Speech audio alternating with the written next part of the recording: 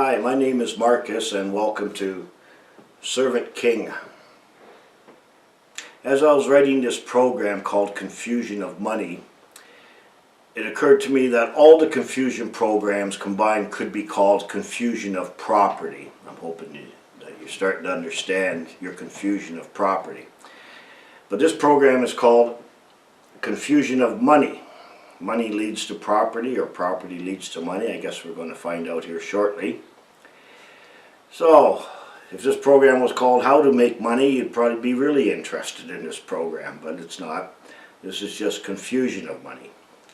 Money, money, money. Show me the money. I love money. I want to have lots of money. Look, I'm successful. I have lots of money. He must be very smart because he has lots of money. What did he do to make all his money? But here's the thing. Money has no value without property. If you cannot redeem money for property, what good is money? Money only represents to your mind property. It is an image of property, a representative of property. Do you really want money or do you really want property? So we're back to property again. If you exchange or trade with someone your property, there is no need for money. We are all taught to follow the money. We can learn things by following the money. In fact, it is the evidence of property. If we follow the money, maybe we can find the property. If we can find the property, maybe we can find some liberty, some freedom. If you ask anyone if they love money, they will always say, no, I don't love money, but I just need it to live. I don't know if that's true. I think everything you've done in your life has been money related. Almost everything you've ever done is related to money. It may not be done for the love of money, but love, you see, is probably the strongest emotion that you have that makes you do or not do something. If everything you do, or almost everything you do, is related to money, you must be doing it for the love of money. The opposite extreme would be to hate something. To really hate something will usually make you do or not do something also. From the time you were born and started to grow, you wanted money. Someone told you you need it. You cannot get anything without money. And they told you the truth. What you were not told is you do not own anything. You own no property. Did a teacher or a pastor or your parents ever tell you that you need a good education so that you can get a good job and make lots of money so that you can get lots of things because you do not own anything? No, because they don't know that. Did any of these great educators or mentors ever tell you that when you get lots of money, you can get lots of neat stuff that you will never be able to own because you have no way to pay for them? No, because they don't know those things either. Did any of these great educators or mentors ever tell you that you need a good education so that you will never see how you are stolen from every day of your life? Of course not. Why would an educator teach you something they don't know? They say money doesn't grow on trees. Apples grow on trees. Maybe I will use some of my money to buy some apples. But if I owned the apple tree, I could just pick apples. I wouldn't need money. If you see a truck on the highway spill some crates with apples onto the road, everyone just drives over them and squishes them. If an armored truck spilled crates of money all over the road, people would stop and fight and bite each other in the arms to get as much as they could. They would act like ravenous animals. Nothing polite or civil about what you would witness in that case. Tell me again you don't love money. You are obsessed with it. Almost everything you've done is money related. When I was little, I was very happy when I got my money for my birthday. I was happy when I got my first piggy bank. I got a paper route and I made my own money. I remember when I got my first bank account. Now I'm somebody. Then I went to school to be smart so I can grow up and get a good job and make lots of money. The higher my grades, the better job I can get and more money. The longer I stay in school, better education, more money. Maybe I should marry someone who has lots of money. Or someone who has the education to make lots of money. Maybe we can put the children in daycare so we can have 2 incomes because we want to have lots of money. Let's get an extra job and work all the time except when we sleep so we can have lots of money. Let's cheat on this exam so I can get better grades, which will lead to more money. Let's steal money if no one is looking because I want some money.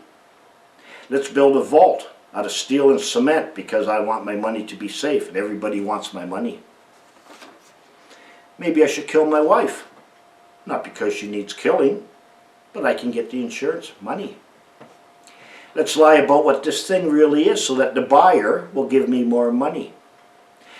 I better put my seatbelt on because I don't want to lose any of my money.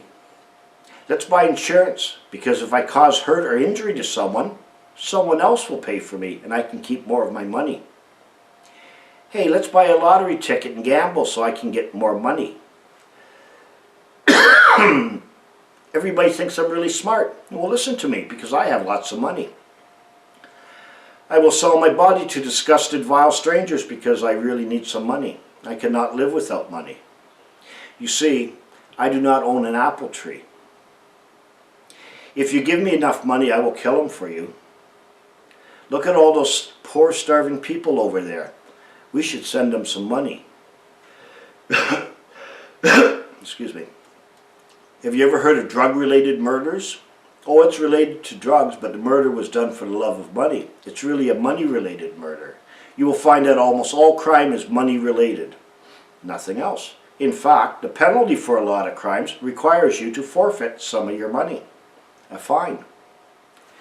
The crime and the penalty are both money-related. People obey the law because of their love of money. If you never had any money, would a fine seem like a penalty? Wouldn't bother me at all. Couldn't care less. I lost my job, now I go bankrupt. I can't take this anymore, so I commit suicide. This guy cannot live without money. Tell me again how you do not love money, when almost everything you've ever done is because of your love of money. I have to speed to work on these icy roads, even though it may kill me, or I will be late and lose my job. And what will I do for money? Now there's the first good question. What will I do for money? You will do just about anything for money. What will I do for money? There's a reason why you were not taught money, or law, or healthcare, or anything that is a licensed monopoly. Money is a licensed monopoly. You see, you have a government-approved education. Your education is designed to keep you dependent upon society, upon your family. Your education is to train you for society as a human resource, as a trustee of someone's property. What could be more fundamental in any education than learning the necessities of life? To produce food, clothing, and shelter. How many of you can provide and produce your own food, clothing, and shelter? See, you're a dependent. Doesn't matter how big you are. You're still a child. You're a dependent of the state. The law professor I quoted on the dissemblers page said that you know least about the thing that affects you most. The law. Can you defend yourself in court? No. You are legally incompetent. Why would you even get involved in a system of law that you don't understand? You can't defend yourself. I would withdraw from that. You see, all the most vital, essential things of an education have been monopolized. Why? Because whoever is licensed to do them will make lots of money. Why? Because everyone needs them. They are vital and essential. Learning these licensed monopolies would interfere with the lawyers' and the doctors' livelihoods. Their monopoly, their money. What would those people do for money if they couldn't have their licensed monopoly? Learning what money is would interfere with the banker's monopoly on usury, making money from your debts. And learning what money is would reveal you own no property, and it's that simple. If almost everything you've ever done in life is money related or done for money, how could you claim to have an education when there was no subject in school called money? And if, as this law professor says, you know least about the thing that affects you most, how could you claim to have an education if you've not been taught the law?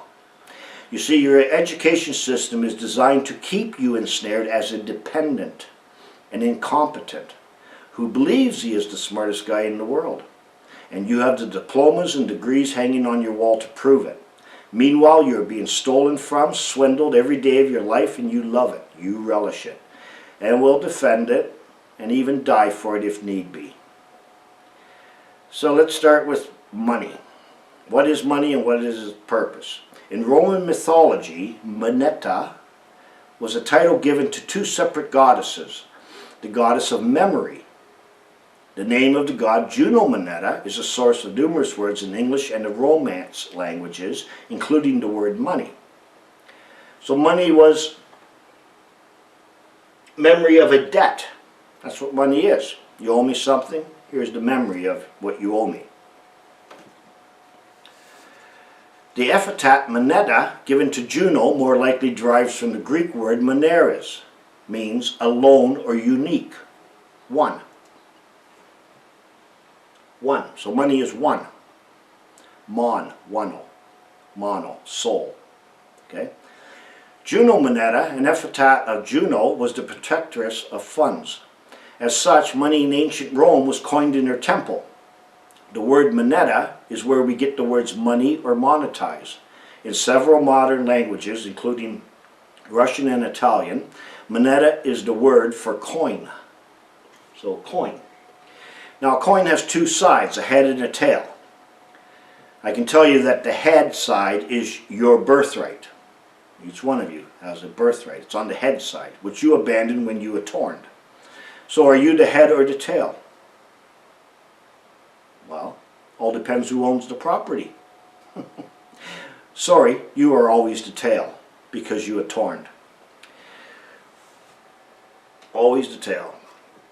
A coin is any stamped metal, any piece of metal, usually gold, silver, or copper, stamped by authority. Here is the example of a 1. So in the US it's public authority, in Canada it's Queen's authority, and is used as a medium of commerce. So it's stamped by 1. This 1 is the authority. So gold, silver, and copper are not money. No. It's the stamp of authority on those things that make the gold money. Okay, so don't think you ever owned gold or silver or anything either if you were torn. People who think they lost their property rights when they went to fiat paper money from the gold standard, no. There was a reason for that, but it had nothing to do with property. It has to do with a different kind of property. So money is the representative of commodities of all kinds, of everything that's capable of being transferred in commerce. It is a token of property. It's a counterfeit of property. And it must be able to have different size units of accounts or denominations. It must be fungible, which means equal to units of the same kind. Otherwise, you would have unjust weights and measures. Okay? It has to be fair trades of value. How is money used? It's a middle thing during a trade. It is a deferred payment or a deferred trade. When the payment's done, the trade is finalized. So money works by faith or confidence. Faith and money have the same definition. Here's the definition of faith, and here's the definition of money. Faith. Now faith is the substance of things hoped for, the evidence of things not seen. Money. Now money is the substance of things hoped for, the evidence of things not seen. Both are a faith game. Money is any object or record that is generally accepted as payment for goods and services and repayment of debts in a given thing, country or family. The main functions of money are distinguished as a medium of exchange, a middle thing during an exchange, a unit of account, a store of value, and occasionally in the past, a standard of deferred payment. Any kind of object or secure verifiable record that fulfills these functions can serve as money. So money is no longer used as a deferred payment. It used to be a deferred payment. So if there's no deferred payment, there's no deferred trade of property, is there? And we're going to learn how that works. This is part of the swindle. Something the swindler needs. Money originated as commodity money, but nearly all contemporary money systems are based on fiat money. Fiat money is without intrinsic value, means use value, as a physical commodity and derives its value by being declared by a government to be legal tender. That is, it must be accepted. So legal tender is not based on faith or confidence. No, no, no. It must be accepted. It's a decree, it's an order, it's an authority. As a form of payment within the boundaries of the country for all debts, public and private. Now, commodity money, people think gold and silver is commodity money. Well, yes and no. Look, what are you going to do with gold? Melt it, make rings, jewelry out of it, adorn your body so you look beautiful, use it as a paperweight so the papers don't blow off your desk. What else can you do? Gold, fill a cavity in your tooth, I guess. Throw it at someone that you hate so you can give them a good noggin on the head with it.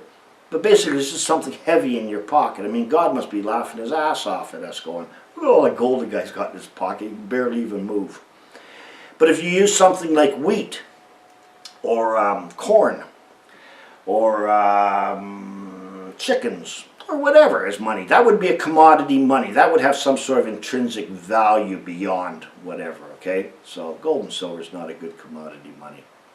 The purpose of money is to serve you in deferring a lawful trade of property. So money becomes something you can use as a convenience to do a lawful trade. If you own no property, you must be doing someone else's trade, right? Money serves a purpose for you. You do not serve a purpose for money unless you own no property. Money should be your servant, not your master. Here's a saying. It says, he that is of the opinion money will do everything may well be suspected of doing everything for money. If you think that money is the root of all evil, why? In this world we live in, why is the lack of money the root of all evil? You got no money. You have a misfortune. That's evil. Evil is a misfortune. A misfortune is evil. Have you ever asked what is the root of all money? I think that question is more important. So the root of all money takes us back to who owns the property. Are all the evils I listed at the beginning caused by the lack of money or the lack of owning property? Well, I'm here to tell you, beyond any doubt, that that's exactly what it is. It is the lack of property that is the root of all evil, not money, but it's related to it. So if you do not own property, you own no property, what is money? And if you did own property, what is money? All of a sudden, money takes on a totally different thing. Okay? Remember? Counterfeit, upside down, right? Backwards. So, if you own no property, if you do not own any property, you can never issue money. Because there's nothing to redeem the money into.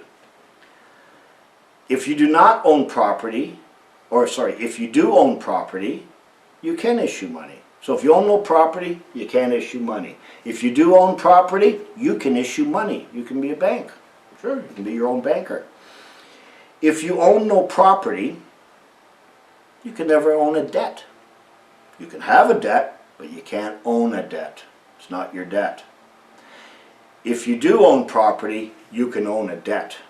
Remember, property, responsibility. Maybe most people don't want any responsibility. They want limited liability. They want to be incompetent, someone to care for them. In fact, if you owned property, the more money you issue, the poorer you become. Do you understand that? If you still think you own something, the money will prove that you do not. Money is the evidence of who owns property. Look at the image and superscription on your money, on the money. Whosoever's image and superscription is on it has made a promise to pay. It is their debt, not yours. Okay? We are tricked We are tricked into assuming and undertaking debts which we do not own. We only assumed a debt for the right to have and hold some property. You own nothing. You have been swindled. If you own nothing, how could you buy or sell anything? If you own nothing, what do you own to contract with? Are you contracting with someone else's property? Are you buying and selling someone else's property? The answer is yes. And that is why you have to get a receipt and count to the owner for all your transactions. Are you eating someone else's food? Are you living on someone else's land? Are you raising someone else's children? Are you sleeping with someone else's wife? You own nothing. You've been swindled. If you think I'm going to explain the financial system and how it works, I will not. First, because I don't know how it all works. Second, because I don't care how it all works. I'm only going to tell you what's important about the confusion of money. Just as our legal system is unlawful, so is our financial system. The financial system is based on law. Our legal and financial systems are legal but highly unlawful. If you remember, law has to do with what is right and wrong. Legal ignores what is right and wrong. By the time you grasp what I'm going to show you in the Unravel programs, you will be able to clearly see how your whole legal and financial system requires stealing, fraud, and unjust enrichment. Stealing, fraud, and unjust enrichment. Money in itself is not a bad thing, but there are laws governing money and what you can do with money. When money is used to defer a trade, the law has not yet been fulfilled. When the money is redeemed, the law is fulfilled. When the money vanishes, the law is fulfilled. Money can only be used as a convenient way to accomplish something lawfully. The biggest prohibition on money is you are not allowed to profit from money. Obtaining gain or benefiting from a debt is unlawful. To benefit or obtain any gain from someone's debt is called usury. This is obtaining gain and profit from something that is unlawful. In other words, the longer someone is in debt, the bigger their debt grows based on usury. This is money breeding money. Charging a poor man more than you lent him only makes him poorer. It is a penalty for being poor. It is a discrimination against the poor. This is very evil and exactly what banking is all about. So is it the love of money, or is it the love of usury that is the root of all evil? Currently, you think that money is a storage of wealth. That is true if you do not own anything. But your storage of wealth is always the storage of someone else's debt, because money is always a debt. The more money you have, the more someone else has. The more money you have, the more debt someone else has, or money has no value. Today we use credit as money. I can tell you that money has always been credit. Some people are amazed when they learn that we use debt as money. I can tell you that money has always been a debt. Money is always a credit or a debt. Whose credit and whose debt depends on who owns the property. The reason that people do not understand money is because they do not know they own no property. And this is what makes the lie. See, it's not even a fraud. It's an outright blatant lie that makes this whole thing so evil. What adds to the confusion of money, of course, is the confusion of property. Some of your property was lost during the initial swindle, your inheritance. These are the natural material things of the world that you need to sustain your life. The second loss of your property is an ongoing swindle through labor. This is your property that turns your inheritance into wealth. It is your labor that turns the material things of the world into wealth. The deceiver needs your life. The deceiver needs your life, your property. Not your civil life, but your real life. Here, have a civil life while I'm stealing your real life. It is your life that makes labor possible. It is labor that produces wealth from the materials. The deceiver is not your maker, so we have to make you believe he is, a confusion of being. Every time you give your labor, your property, to your adopted maker, you are giving it in person, by and through a fictional son, and you are receiving no property in return. You only receive a credit in person which you can exchange to have and hold some personal property. This is an ongoing fraud and swindle to obtain your real property unlawfully, and we voluntarily accept it. Our whole justice and financial system is based on fraud. And exposing the fraud makes it all unlawful. So how is money supposed to work? How is it supposed to serve you if you owned your own property? You won't, or don't know this yet because you've never owned any property. So we have three people here, Justin, Bob, and Fred. They each own their own property. Justin has chickens, Bob has bananas, and Fred has picnic tables. They each own their own property because the chickens, the bananas, and the trees are their inheritance. You do not pay for your inheritance. It is free, and you obtain it by promise. The promise can be enforced by law. Now the labor to feed and care for the chickens, and the labor of climbing trees and harvesting bananas, and the labor of cutting down trees and constructing picnic tables belongs to each man. So each fellow has complete title of his property. Two types of property. Now, Justin needs a picnic table. If you just took one from Fred, that would be stealing. So Justin says to Fred, I will trade you 4 chickens for one of your picnic tables. That's called an offer. Justin has made Fred an offer. Fred accepts the offer, and they have a contract. They execute the contract by exchanging the property, and the law is fulfilled. The contract is killed, it's executed, it's finished, no more contract. This process is called commerce, a trade of property. If you own property, you regulate commerce, your own commerce. If you do not own property, the property owner regulates the commerce, the trade of property. Now let's say Justin asks Fred if he will trade 4 chickens for a picnic table. Fred tells Justin he does not eat chicken. He hates chickens. But Justin really needs a picnic table. So Fred agrees to accept an IOU from Justin for 4 chickens. He accepts the money.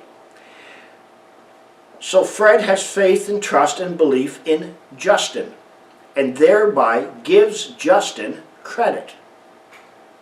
Fred is going to give Justin credit, the owner of the property.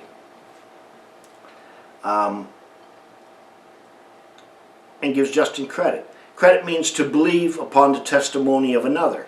So Justin reciprocates by giving Fred a bill for the credit, a bill of credit, for the credit that Fred just gave to Justin, a memory of the debt. Okay? So who gave the credit? The property owner. Who gave the bill of credit? The one who was trusted. You see, everything is exactly backwards from what you believe today because you own no property. Fred gave the money credit, which is what we use as money. Fred gave Justin the picnic tables, and Fred gave Justin the money, the credit. Now Justin gives Fred a bill of credit, and Fred gives Justin a bill of sale to prove he didn't steal it. Now, when you do not own property, everything changes. Everything's backwards, upside down. Now Fred and Justin are just agents dealing in someone else's property. Now the credit comes from the real owner. And they exchange credits of the owner. And they give a bill of credit with the owner's image on it. And a bill of sale for the owner, which is really a bill of transfer. Why? Because ownership has not changed hands. The owner still owns it all. Only transfer of the actual property, possession of it. So nothing has been bought or sold, only a charge and a discharge to transfer someone else's property. And once a year you have to account for all these transactions to the owner. And at the end of the year, the owner still owns everything. It's just a monopoly game. Monopoly means one owner. Okay? Getting back to the trading, if you own the property, if you do own property. Now, based on the trade I just told you about, only part of the trade is completed. The rest is deferred. This creates an obligation for Justin to fulfill later. Okay? Because he actually gave a bill of credit, issued a bill of credit, money. A medium is used. Need to have a record for the medium. This is money. A memory or evidence of the debt. So now Fred goes over to Bob and asks for bananas. So Fred asks Bob for some bananas. Bob asks Fred, well, what do you have to trade? Fred tells him picnic tables. But Bob never goes on a picnic. So Fred says, well, I have an IOU from Justin for 4 chickens. Now Bob loves chickens. So Fred signs the back of the IOU and gives it to Bob. And Fred gets his bananas. Later, Bob goes over to see Justin and says, those 4 chickens that you owed Fred? Well, I now have that promise to pay. I'm holding your promise to pay, and I would like to redeem it into chickens. Bob gets the 4 chickens, and Justin gets back the IOU, which was his obligation, which is now fulfilled and destroyed. That was his debt. Okay, it's more than an obligation, it's a debt. When he gets the IOU back, he destroys it. The credit is gone. The money vanishes. People who cannot understand how money is created out of thin air and vanishes into thin air, I've just given you the answer. People who cannot understand this have a confusion of money because of their confusion of property. They don't know that they don't own any property. They believe they do, but they don't. Money in circulation does not pay debts. No. When money pays a debt, it vanishes. Remember that. Now the question arises, why can Justin, Bob, and Fred issue money? The answer is because they own property. When is the last time you issued money? Never. Because you practiced the worst crime known to mankind called treason. Attornment. The penalty for treason is loss of inheritance. That occurred during the attornment. In fact, if you owned property, you would keep issuing money to a minimum, and you would do it only as a convenience in trade, only a convenient way to do a trade. The more money you issue, the poorer you become, because you will have to give up property to redeem the money at some point in the future to fulfill the law. I've seen a video put out called Money as Debt, and I've heard people say, did you know we monetize debt and use it as money? Yeah. Of course, this comes as a huge revelation to most people because they have purposely never been taught anything about money, except that you should do everything humanly possible to get as much as you can. Now, here's another bombshell. If money is always a debt, and money can only be issued by one who owns property, and if you own no property, how can you ever own a debt? It's impossible. You can never own a debt. Now that's a good question, don't you think? Well, I'll explain it shortly. Money is always a debt. It cannot be otherwise. Every time Justin, Bob, or Fred issue some money, they have lost control over some of their property. Justin, Bob, and Fred become debtors, and whoever has accepted the money or their promise to pay is the creditor. The one who accepted the money is the one who gave the faith, belief, and trust, the credit, to the debtor. In other words,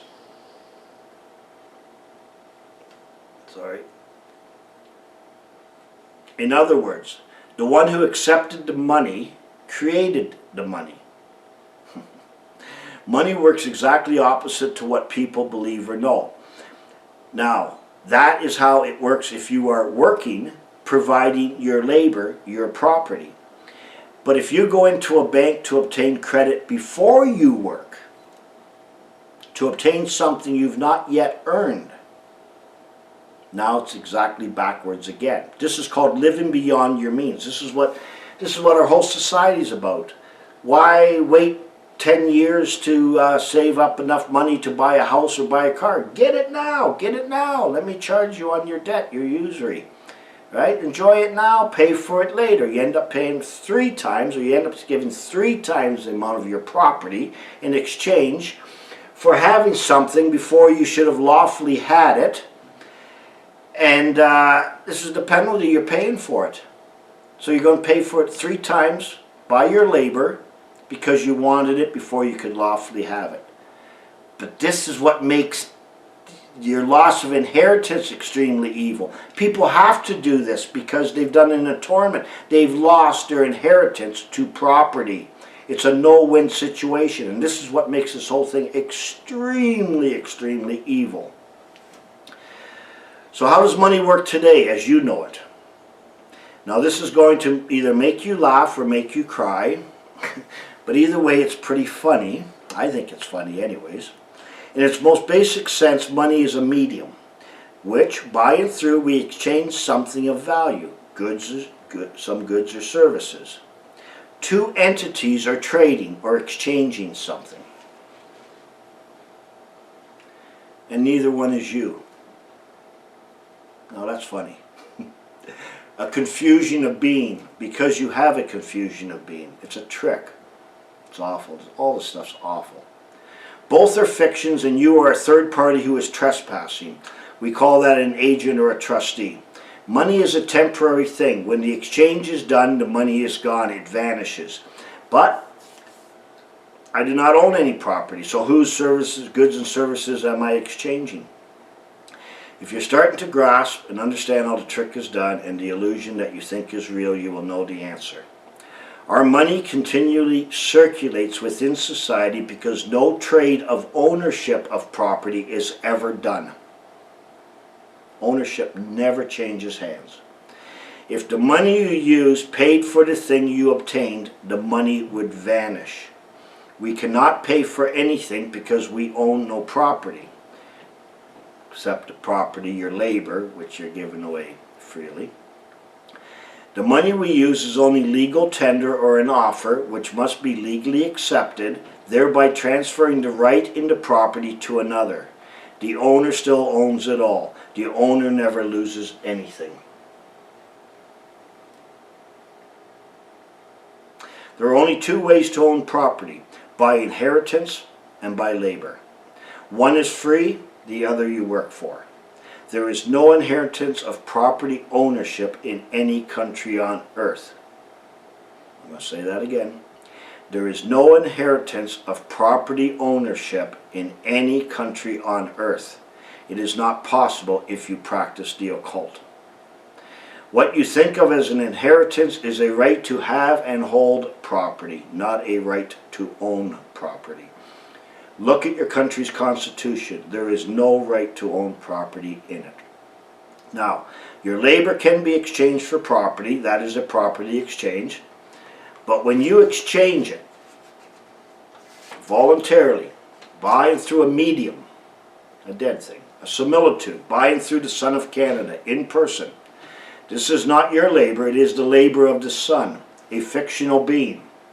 A son is a member of the public. Your labor is now public. It belongs to and concerns the whole. It belongs to and concerns the one. You voluntarily made it public. It is now in the public domain. Your labor has been converted into money by acting as the Son who was created in the image of Canada or the Queen. The money is the proof that you acted, worked, and labored in her name. Money is anything stamped by her authority, or in the U.S., public authority.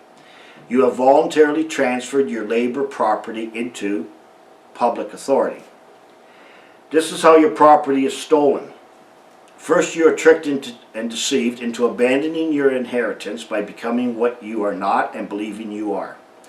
Then you are tricked into transferring your labor, buying through a medium that is dead, a fiction, which you believe you are. You claim to be through your created permanent identification. That is a confusion of face.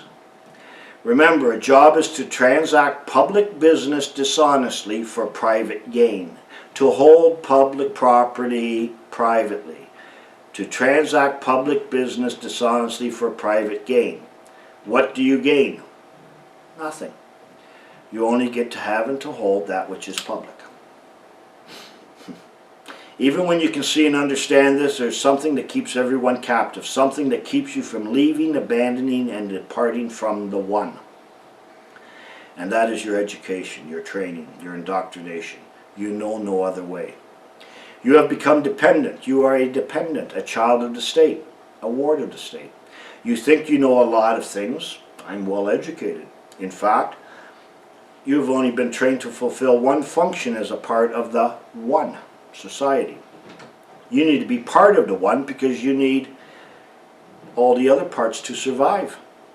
You need a lawyer, a doctor, electricity, a banker, a teacher, a farmer. Did you ever think you need money because you are incompetent? I will do the one thing I know for money, and I will pay others for all the things I do not know. Money becomes for you the omnipotent power. Or do you need money because you do not own anything? So now you just admitted you know only one thing, but you are very well educated. 99% of you wouldn't know how to feed, clothe, or shelter yourself, just basic necessities. Did you get just a basic education of the necessities of life? No, you are extremely well educated. We need you to remain as a dependent because you are the human resource needed to give life to the dead. The trick cannot work otherwise. It would have no value. You are taught that money is the medium of exchange for goods and services. No, no, no, no, no, no. It is if you own property, but when you own no property, no, no, no, no, no, no. For the community does not exist on a fictitious value of money, but on the results of productive labor, which is what gives money its value. You are the medium of exchange. Without you, there is no value. Money has no value until you give it the value. Money has to pass through the medium. Money has to pass through the medium to obtain its value. Government only takes in revenue, after it's gone through the value, after it's been given value. Why does government not just print up money and spend it? Because it has no value yet. It is the value that replaces the credit. The value destroys the credit. Now, they can print up money and spend it, but it has to go through a different process now. So in reality, you are paying by giving the money value with your property, your labor. But you do not get to own what you paid for. A debt discharged is not a debt paid. Remember, when you pay the debt, the money vanishes. So, here's an actual wording from a court case, a learned judge. And he explained the difference between a debt paid and a debt discharged. In the case of Stanek versus White in Minnesota, whatever, blah, blah, blah, numbers, the court explained the legal distinction between the words payment and discharge. Doesn't mean there's a lawful distinction, it's a legal distinction. There is a distinction between a debt discharged and a debt paid. When discharged, the debt still exists, though divested of its character as a legal obligation during the operation of the discharge. Something of the original vitality of the debt continues to exist, which may be transferred, even though the transferee, the one who's taking it, takes it subject to its disability incident to the discharge. The fact that it carries something which may be a consideration for a new promise to pay so as to make an otherwise worthless promise, a legal obligation, makes it the subject of transfer by assignment. This is like passing the hot potato around, right? It's your debt, my debt, your debt, your debt. But we're paying for everything in debts. So let's look at it again based on charge and discharge, how money works. A guy named Bob works for a whole week for a corporation named General Motors. Both are persons. At the end of the week, GM says, I don't have any money to pay you. Why? Because GM does not own anything either. Only an owner can give credit. Will you accept this bill of credit from the owner? You say yes because you are confident that you can use this bill to get what you want. And you can exchange it for anything in the owner's kingdom. Remember, within the boundaries of the family. Now, Bob, you gave GM your labor, which is your property, and you gave GM your credit. And what did GM give you? A bill of credit. But the bill of credit comes from GM's owner. See, the one owns General Motors and also owns Bob. They're all persons. You are now holding a bill from the owner. In the case of Canada, that is Her Majesty the Queen. Call it the crown, you know, the metal ring she wears on her head. Her image is on the bill. So you're holding her bill of credit. Well, why don't you charge interest on the outstanding bill? It's her debt. What else can happen to usury? All of a sudden there's no usury here? Why is there no usury on her debt? After all, the bank charges you usury, interest when they hold your bill, when they hold your promise to pay. Well, here's the answer. Because it's a non-interest bearing promissory note, legally. Because the owner is the crown. It's a fiction. It is a material effigy which you serve. It cannot give value to anything. Wake up. Do you know what a crown is? This one woman cannot have all the debts. This one woman in England cannot have all the debts here in Canada. And she can't work off all those debts. It's impossible. Yet she owns everything. No, she doesn't. When she dies, the crown isn't gone. It's the crown that owns everything. And the crown is a material effigy of something. It's a metal ring. All land is crown land. This metal ring owns everything in Canada. Not her. She assumes the crown. She's not the crown, believe me. So, you gave property you owned and you only got to hold something in return. This is called a chosen action. You are only the holder in due course of a legal tender to discharge your liability. It is a constant giving of property from you and a constant taking of your property, given in return only a promise to discharge your obligation. It is not a promise to pay for you. So, money is the evidence of things not seen. Remember, definition? So Bob gave GM credit and his property. GM now gives Bob a bill for the credit. Bob now has the evidence of things not seen. He can exchange this bill for the substance he hoped for. But GM gave Bob a bill of credit from GM's owner. The bill which the owner owes the bill which the owner owes can be exchanged for any other bill you get from the same owner. When you get your gas bill for $100, you can exchange it for your $100 bill of credit for the gas bill, and your liability is back to zero. Your debits and your credits. Okay? So all this just balancing back to zero. This is called the Bills of Exchange Act. It's one of the acts here.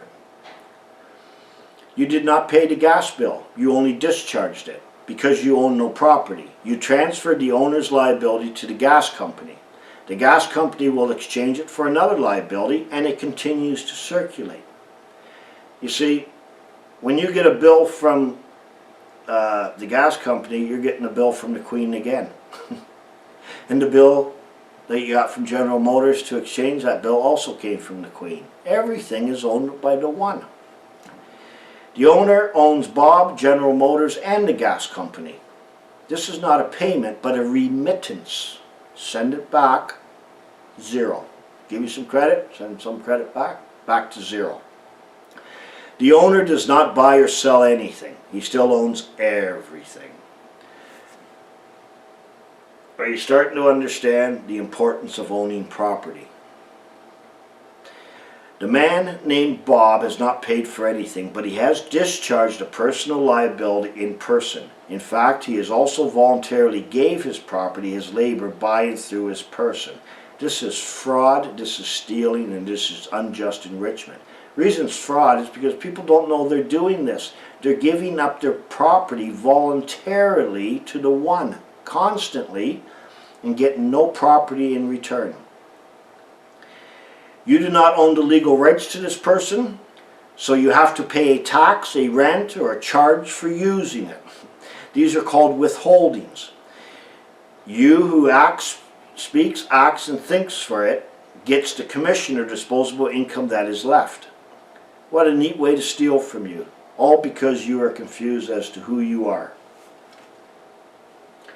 Confusion of being. How are you going to get the value out of your owner's debt, your queen's debt? Well, when you exchange it. And she made a law called legal tender. This is a legal offer and you must accept it. You must accept it if it's offered. Does she make, manufacture, or produce anything? No. She doesn't do anything but serve you by ruling over you. I don't know if you realize that's what you did during your atonement, but you want her to rule over you. You be my God. Does she protect you in exchange for your allegiance? No. She doesn't do anything. She gives you a gun and commands you to fight. If you don't fight, she'll kill you. So who protects or defends you? Who does the work so that you can redeem your debt? Or so that you can redeem her debt? You do.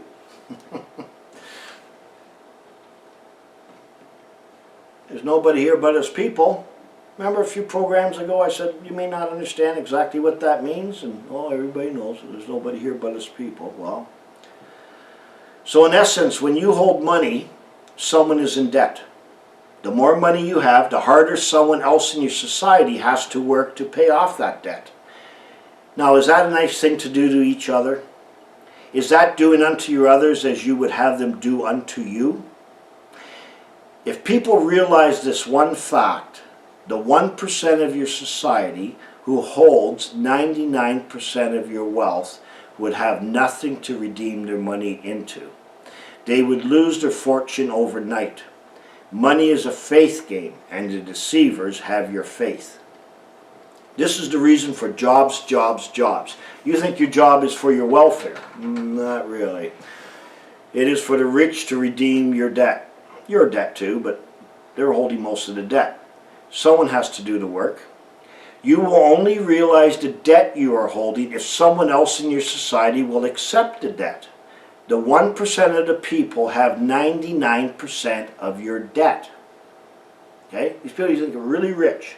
It's only about 1% of them. They're holding your debt. It's your debt. They are holding the debt of the 99% who have 1% of the debt. You're only holding 1% of the debt. So that's all you can exchange, 1% amongst 99%. And anyways, you get the other way around. So yes, boys and girls, the debt that the 1% holds is your debt. If the 99%, which is the majority of people, will no longer accept Her Majesty's debt, or in the United States, public debt, from the 1%, Her Majesty will have to get off her butt and start working. It is Her Majesty's debt, not your debt. If you own nothing, you are a beggar who is willing to assume and undertake Her Majesty's debt for a commission. And then you are told what you can or cannot do with it. This gets even worse. Wait. Now, the rich put their money out to work for them. That's usury. That's legal. But it's one of the most unlawful things in the world.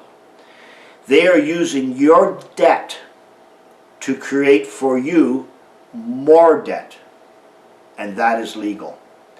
This is stealing, a fraud, and unjust enrichment, and unlawful. This is more evil than even lending a poor man something with usury. I cannot say this loud enough. This is more evil than even lending a poor man something with usury. Usury is a penalty for being poor. The more money they make on their money, the more debt the 1% holds. Let me say that again. The more money the rich make on their money, the more debt the 1% holds. And you get to work even harder. The more money there is, the less its value. Your labor is being decreased in value, and the rich people's money is expanded through your debt. Wake up, wake up. Extremely important. Now those who control, you may want to play this back again carefully and listen carefully to that.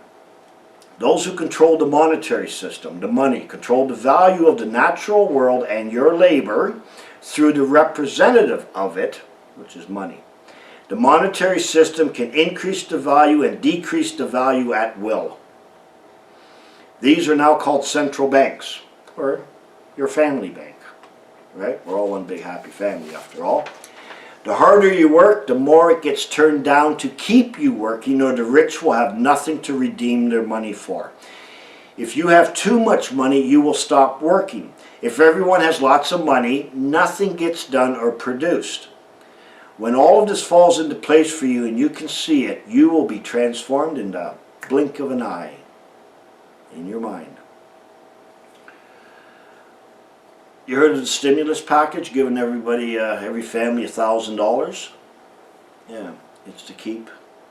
Why not give everyone $1 million? If $1,000 is good, give everyone $1 million. If everybody had money, too much money, $1 million, everyone stops working. Nobody can redeem anything for anything. So you see, it's not the money, it's the labor. It's the material wealth, the inheritance, and the labor, turning your inheritance into wealth, which is called increase, not money. You think you want a job because you don't know any other way of life. You think that the government wants a job for you for your welfare. They want a job for you so that they have something to redeem the debt that you are holding. Otherwise it is worthless. Banknotes are good for about 2 minutes heat in the fireplace or wiping your rear end. That's it. It's all paper money is good for, intrinsic value. If you think laws and insurance and all sorts of other things are passed for the public good or the public safety, you need your head examined. Public safety, sustainable development, and it's for your own good, are all damn lies. They are sold to you. They appear right. You believe them, but they are all designed to prevent you from getting out of your self-imposed slavery. If you think banking was designed to protect your wealth and give you a convenience in your business, you need your head examined again. First, you have no business. You have no private business. You have a franchise and an office. You own nothing. All you can do is run other people's business, or here in Canada, the Queen's business. Second, banking is to keep track of her business, which you run and have to account for everything. What do you think an audit is? You ever been audited? Right down to your socks and pizza you bought to eat. Right down to every little penny and right down to every asset.